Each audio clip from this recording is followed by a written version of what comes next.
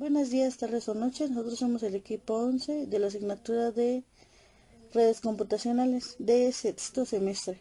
Y bueno, somos del Tecnológico de Estudios Superiores de Chimalhuacán, TESHI. Y explicaremos la unidad 5, el cual es el diseño e implementación de una red LAN. Yo empezaré explicando el subtema 5.1, el cual es análisis de requerimientos de una red. Y el análisis de una red se enfoca al comportamiento de ella en diferentes escenarios. Por ejemplo, una red en una escuela, en un edificio, en lo más básico que sea en un cibercafé. Y bueno, para la creación de una red se necesitan varias fases. Y bueno, lo primero a realizar es ver a qué cliente vamos a trabajar, los requerimientos que necesita él. Por ejemplo, la velocidad a la que puede trabajar la red, que los usuarios estén conectados, mmm, que haya tráfico de datos, seguridad de red y bueno, los requerimientos que son para la red depende de cada cliente. Cada cliente puede ser diferente y puede pedir cualquier cosa. Y bueno, para la creación de una red existen 4 fases, la cual es el análisis, el diseño lógico, el diseño físico y las operaciones o resultados. La primera fase es el análisis. Define cuántos usuarios van a ser, cómo va a ser la red, los requerimientos de cada cliente y el objetivo de la red, por qué se está desarrollando. Y bueno, la segunda fase es el diseño lógico, el cual define la topología de red, la que se va a usar,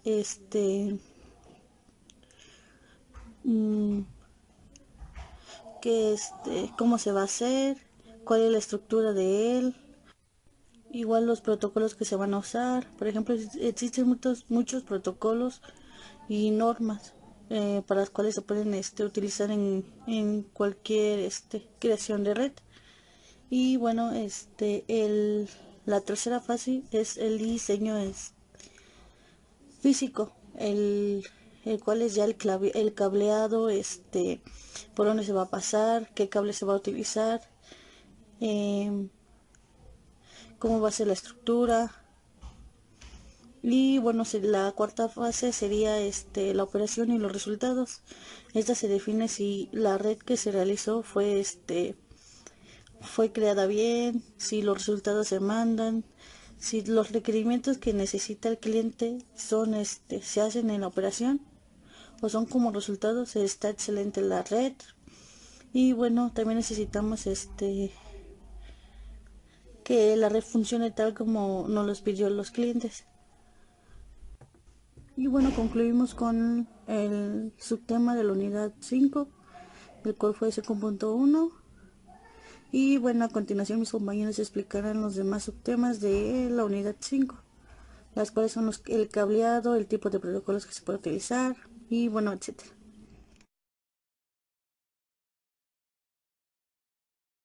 5.2.1 Estándares vigentes. Los estándares vigentes en la época de 1985 no existían, por lo que había una gran problemática y disputa en el mundo de las telecomunicaciones. Sí se tenía claro qué tipo de cable y qué tipo de cableado se utilizaría. Por ejemplo, en el caso de servicio telefónico teníamos el par trenzado. Para el caso de una red computacional teníamos el multipar trenzado.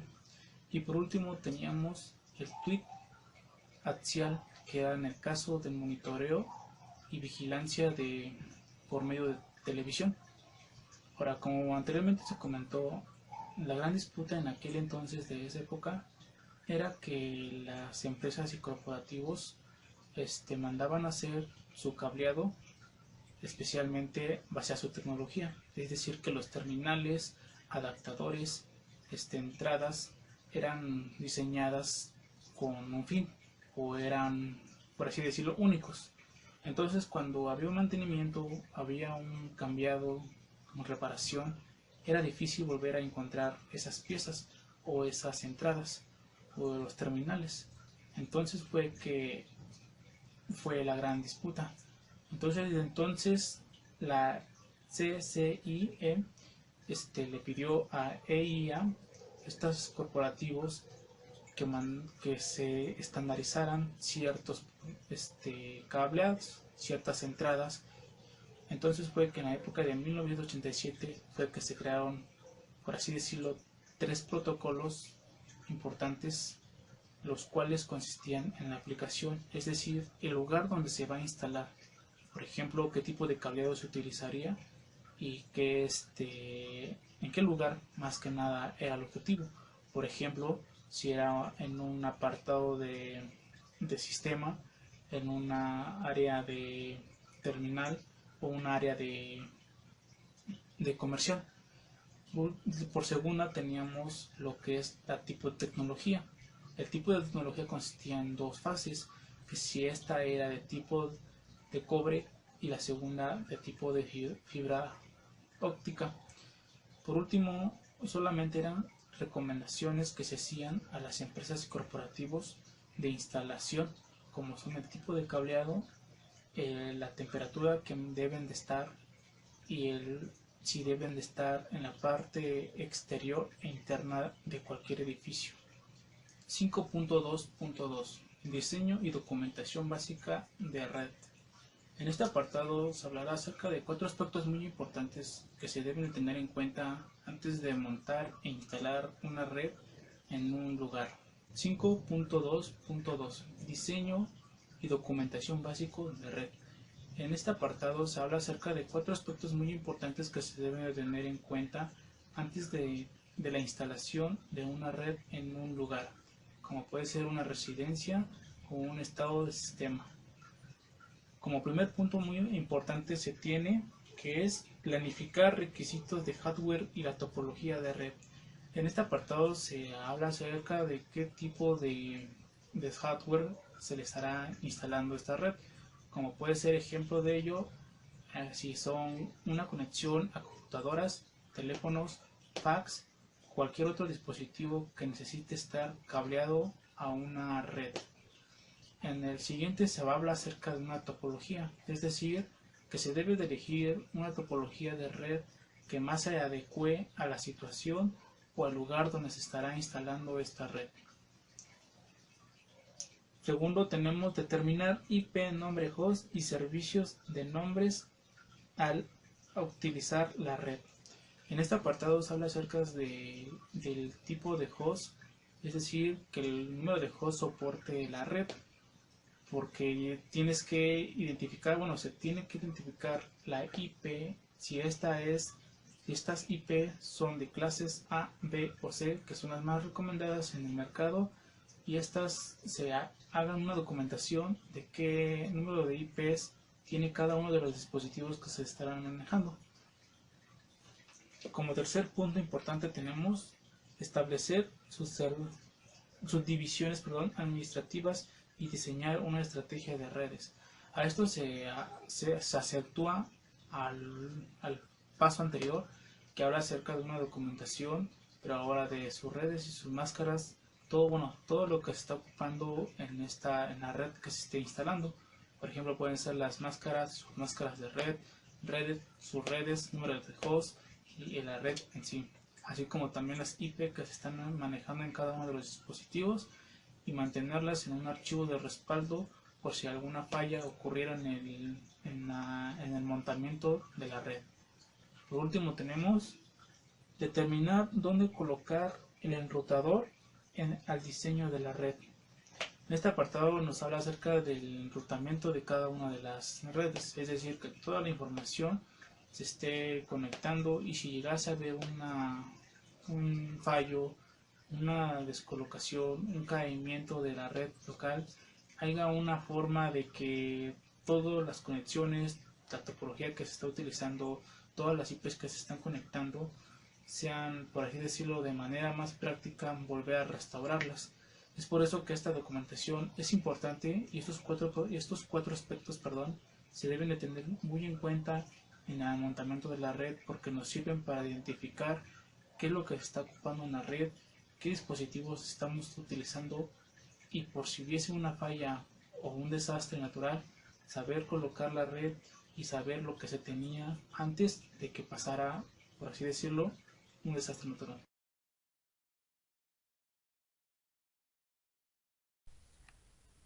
Hablaré sobre el tema 5.2.3 Seguridad física. La seguridad física es una aplicación de barreras físicas y procedimientos de control como medidas de prevención y contramedidas ante amenazas a los recursos e informáticos confidenciales.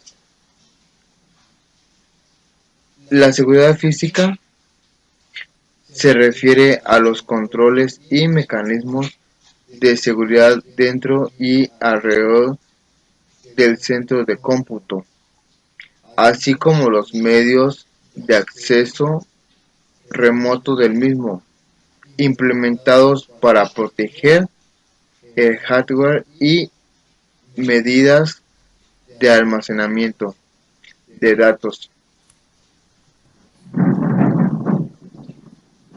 Es muy importante que por más que nuestra organización sea lo más segura desde el punto de vista de ataques externos, hackers, virus, etc., la seguridad de la misma sea nula si no se ha previsto cómo combatir un incendio. La seguridad física es uno de los aspectos más olvidados a la hora de diseño de un sistema informático. Si bien algunos de los aspectos tratados a continuación se prevé, otros como la detención de un ataque interno a la empresa que intenta acceder físicamente a una de las operaciones de la misma. Ahora bien, hablaré sobre el tema 5.2.4, la planificación del cableado estructurado. Una de las primeras decisiones que debe tomar al planificar su red es la colocación del cableado, ya que es allí donde se deberá de instalar la mayoría de los cables y de los dispositivos de networking. La decisión más importante es la selección de los cuartos de equipos y los cuartos de cableado. En el estándar TIA EIA 568A especifica que es una LAN Ethernet. El tendido del cableado horizontal debe estar conectado del cable y es allí donde se debe instalar los panels y equipos como bus o switch. En el centro del cableado debe de ser lo suficientemente espacioso como para alojar todo el equipo y cableado que allí se colocará, y debe de incluir espacio adicional para adaptarse a un futuro crecimiento. Naturalmente el tamaño del centro va a variar según el tamaño de la LAN y el tipo de equipo necesario para su operación. El estándar TIA EIA 569 especifica que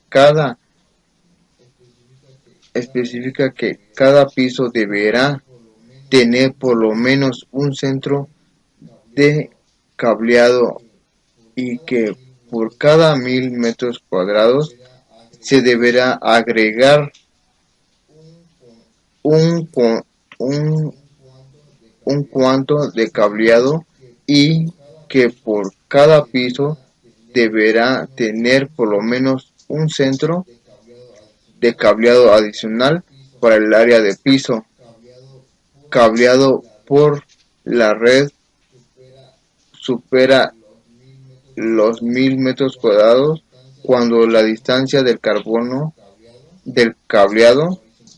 horizontal supere los 90 metros.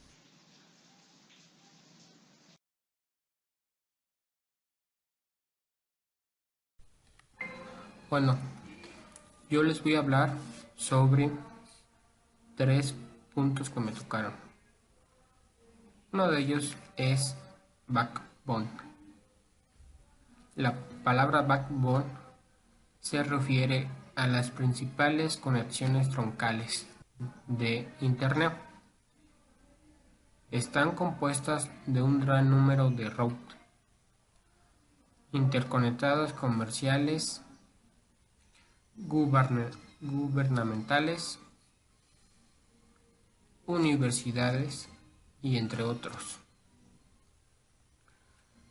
de gran capacidad que llevan los datos a través de países continentales, océanos del mundo mediante cables de fibra óptica.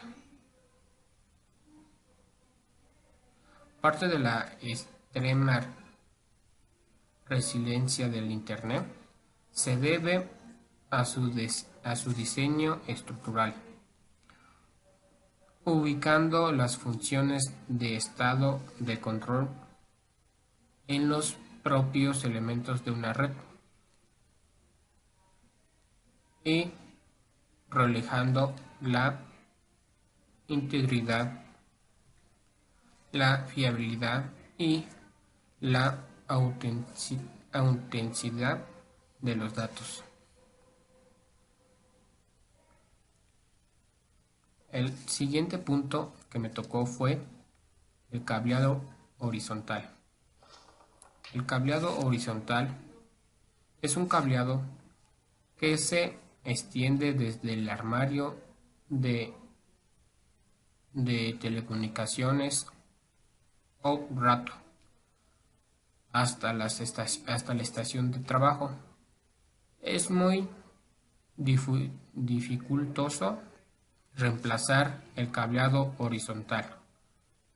Por lo tanto, es de vital importancia que se considere todos los servicios de las telecomunicaciones al diseñar el cableado horizontal antes de cometer el cableado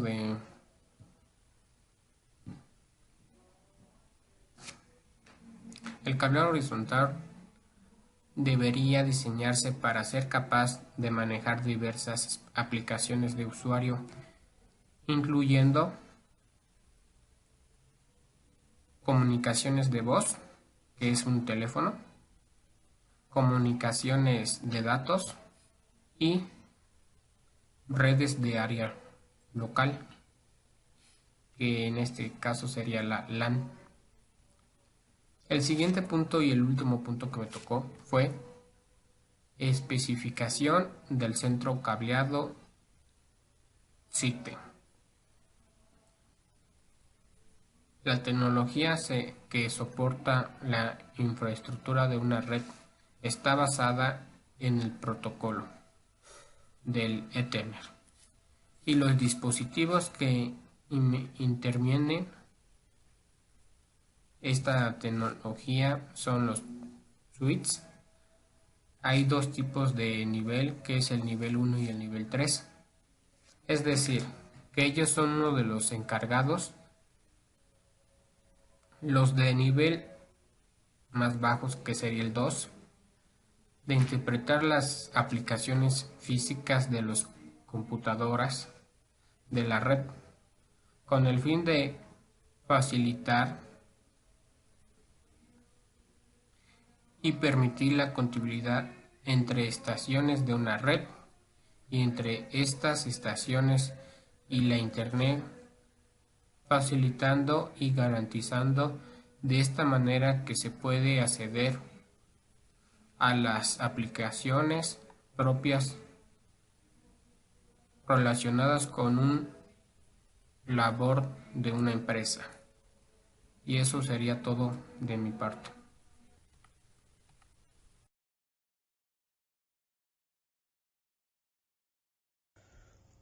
Hola, ¿qué tal? Bueno, yo les voy a explicar sobre el punto 5.2.5, el cual habla sobre organizaciones certificadoras. Bueno, nos dice que un organismo certificador es una persona moral. Y cuando hablamos de una persona moral, estamos hablando de que es una empresa, la cual está acreditada para certificar. Y en este caso, bueno, la empresa o la persona moral se encarga de hacer la revisión previa para que toda empresa nueva o aquella que haya estructurado con cable esté cumpliendo las normas, como son los estándares, el tipo de cable, que todo esté básicamente en su lugar. De eso es lo que se trata, en este caso las organizaciones. Se trata de encargar las organizaciones certificadoras.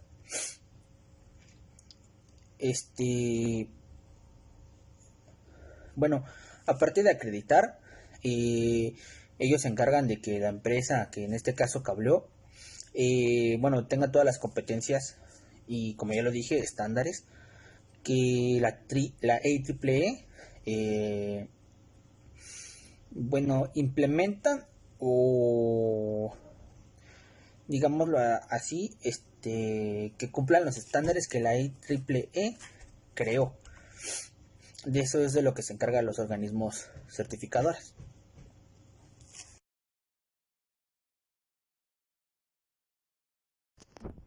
Bueno, yo les voy a explicar el punto 5.3, el cual es la configuración y pruebas de la red. Bueno, nos habla de que, bueno, así como las computadoras no pueden trabajar sin un sistema operativo, lo mismo puede pasar con un router, un switch, y bueno, el sistema operativo Network de Cisco es el software de dispositivo, el cual cuenta con algunas funciones básicas de enrutamiento y conmutación, acceso confiable y seguro de recursos en la red, escalabilidad de red, command line interfaz y bueno, entre otras. Bueno, nos dice que el archivo en iOS tiene un tamaño en varios megabytes y se encuentra en una memoria semi permanente llamada flash. Bueno, esta memoria provee almacenamiento volátil, también permite que se actualice el sistema a versiones más nuevas o que se incorporen nuevas funciones. Métodos de acceso: consola, telnet, pruebas auxiliares. El sistema operativo facilita la operación básica de un sistema operativo. Bueno, básicamente, ¿qué estamos diciendo con todo esto? Que para poder montar una red, no solo es de cablearla y estructurarla, sino que también hay que hacer los que son las pruebas y la configuración. Y como lo dije hace un momento, no solo es cablearla y estructurarla, sino que también una red necesita tener un sistema operativo dentro del mismo router o switch. ¿Para qué? Para que esto pueda funcionar de la mejor manera. Porque con tan solo tener cables, es obviamente que no se va a poder hacer. Y bueno, para esto necesitamos un sistema operativo o un software en donde tenemos que configurar el archivo de configuración, y ya sea en modos de Cisco. Y bueno, como todo es un archivo ejecutable que se tiene que hacer desde una computadora. Y bueno, hay que entrar al modo de configuración del router para poder hacerlo. Bueno, estando una vez dentro del router, del router o del switch, tenemos que implementar una serie de comandos para poder hacer la instalación. Bueno, como todos sabemos, para poder configurar un router tenemos que entrar al modo click. De una vez dentro del modo click tenemos que darle en enable para entrar como modo administrador, si no me equivoco, y después de ahí tenemos que seguir las sentencias de configure router, configure terminal primeramente. Y bueno, como les había comentado, modo click se utiliza para cambiar el dispositivo al modo exe o privilegios de todo, ¿no? Una vez entrando a la interfaz, tenemos que cambiar o tenemos que configurar lo que son las interfaces de red, la Fast Ethernet o la serial, cualquiera de las dos. También hay que configurar lo que son las contraseñas, ¿cómo se llama? Ya sea contraseña secreta o contraseña normal. Después hay que dar de alta todo el servicio. Una vez configurado, pues ya podemos probar si nuestra red funciona correctamente. Así es como vamos a realizar nosotros la prueba de nuestra red. Eso es lo que nos habla este punto, el cual es el 5.3 y último de esta unidad.